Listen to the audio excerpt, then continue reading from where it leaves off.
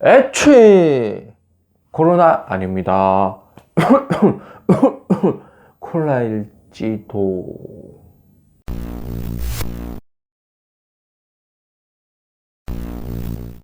안녕하세요. 쌍둥이 파파입니다. 코로나 바이러스 감염증 19가 국내에 확산이 되고 있습니다. 그러다 보니까 기침만 해도 혹시 나 코로나인가 의심하게 되고 불안감을 느끼게 되는데요. 저도 매일 집에 가면 열 체크를 하고 있습니다. 그럼에도 불안감은 떨어지지가 않고 있습니다.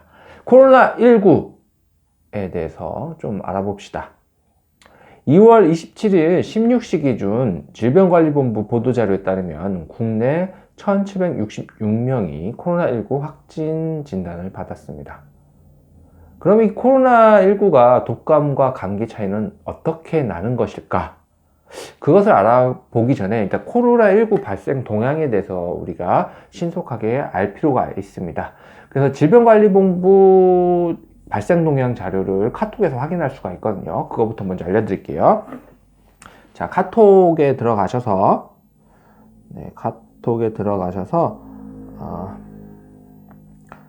첫 번째 사람 모양 있는 데 있죠. 그거 누른 다음에 위에 돋보기 모양이 있습니다. 돋보기를 누르고 나서 검색창에다가 질병관리본부, 질병만 쳐도 나오네요. 라고 치면 여기 KCDC 질병관리본부 카카오 플러스 친구가 있습니다. 여기를 친구 추가를 해주시면은 그 챗봇으로 채팅이 가능해요. 그래서 이제 선별진료소가 어디에 있는지 내 위치를 공유해 주면은 내 주변의 선별진료소도 확인할 수가 있고요. 발생 현황이 지금 어떻게 되고 있는지, 네, 지금 1766명. 1766명. 자, 그 다음에 이제 전화 상담 안내.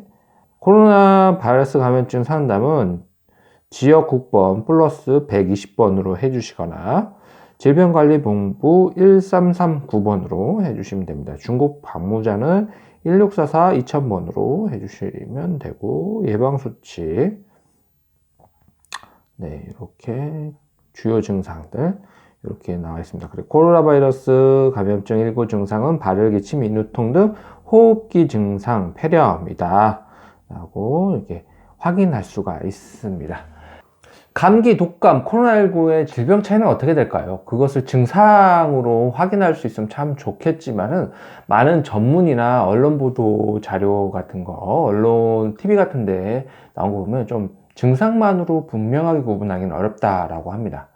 근데 이제 이 세 가지 모두 바이러스성 질환이지만 좀 차이가 있는 부분이 있다라고 해요.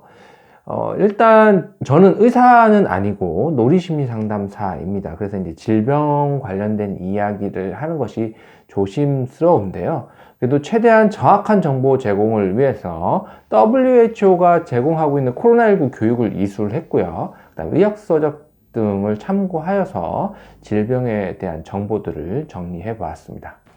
일단 감기와 코로나19의 유사점은 초기 증상이 미비하다는 것입니다.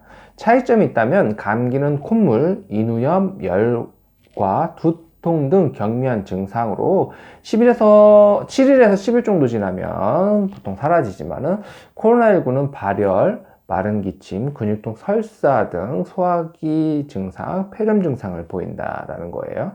그래서 코로나19의 특징들이 이 폐를 막 공격을 해서 폐렴을 일으키는 그런 특징이 있다라고 합니다.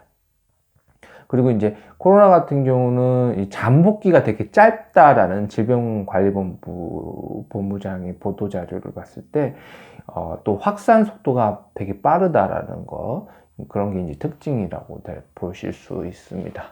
그다음에 이 호흡기 질환은 이제 상기도 감염과 하기도 감염 이렇게 나눠집니다. 상기도는 여기 이쪽 폐 위쪽 부분을 얘기하고, 그다음에 폐에 있는 부분 하기도 감염으로 나눠지더라고요. 그래서 감기 같은 게 상기도 감염에 해당이 되고, 감기 같은 경우는 라이노바이러스가 가장 흔한 원인이지만은 다양한 바이러스에 의해서 발병이 되고 있는 게 감기입니다. 이제 독감하고 코로나19의 공통점이 하기도 간염이라는 겁니다. 하기도 간염이니까 폐에 영향을 미치겠죠. 이제 독감하고 코로나19의 차이점을 봤을 때 독감은 기침과 심한 근육통, 심한 고열, 그리고 증상이 갑자기 나타나는 게 독감의 특징이라면 코로나19 같은 경우는 초기 증상이 미비하다는 점, 그 다음에 폐렴 증상을 보인다는 게 이제 차이점으로 보시면 됩니다. 이렇게 감기와 독감, 코로나19에 대한 차이점을 설명해 드렸습니다. 지금 코로나19 확산으로 전국이 지금 비상상태입니다. 제가 근무하고 있는 아이사랑 심리상담센터도 어제부터 잠정적으로 셧다운이 들어갔어요. 코로나 관련돼서 많은 공문들과 메일들이 오고 있는데요. 한국상담학회에서는 반드시 필요한 경우가 아니면 상담을 연기하라고 공고를 하고 있고요. 한국임상심리학회에서도 오늘 그 코로나19 관련 안내문이 발송됐습니다. 그래서 한국임상심리학회에서 코로나19에 대한 기준을 잘 마련한 것 같아서 같이 공유하려고 합니다. 그래서 혹시 자신이 코로나19인지 아닌지 의심이 된다면 다음 사항을 확인해 보시면 좋을 것 같습니다. 37.5도 이상의 발열 또는 호흡기 증상, 호흡기 증상은 기침, 가래, 인후통, 호흡곤란이 있나요? 최근 14일 이내 코로나19 지역 내 전파가 확인된 국가에 방문했나요? 최근 14일 이내 확진자 발생 장소나 행사에 방문했나요? 자가 격리 혹은 능동 감시 대상자인가요? 질병관리본부에서도 코로나19 예방법을 이야기하고 있고 많은 국민들이 지키고 있습니다. WHO에서는 예방법으로 다음과 같은 것을 제시하고 있습니다. 기침이 나면 손수건으로 가리던가, 손 말고 손수건으로 가리던가, 아니면 옷소매 이렇게 가리기. 왜냐면 기침의 침방울이 외부로 안 나가기 위해서 하는 거고요. 그 다음에 사람과 사람 사이 간격이 1m 이상 떨어지기. 그래서 이제 침방울이 2m 정도까지 날아간다고 합니다. 그래서 이제 그거를 방지하기 위한 거고요. 그 다음 마스크 착용. 네, 마스크 착용. 네. 마스크 착용. 그 다음 손 씻기. 네. 30초 이상 손 씻기. 이거 안경. 네, 손은 비누칠을 해서 손을 씻는다던가 아니면 알코올 성분이 있는 손소독제 같은 걸로 이렇게 30초 이상 씻기. 이게 코로나 바이러스가 이제 비누칠이나 알코올에 취약하다고 합니다. 그러면 이제 코로나 바이러스가 죽는다고 해요.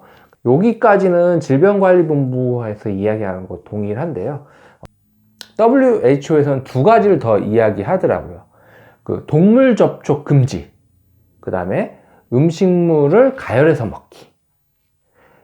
코로나19에 대해서 우리가 좀 자세히 알고 근거 없는 불안감을 떨쳐버리고 확산 방지를 위해서 다 같이 노력을 해야 될 시점인 것 같습니다. 이상 쌍둥이 파파였습니다. 감사합니다.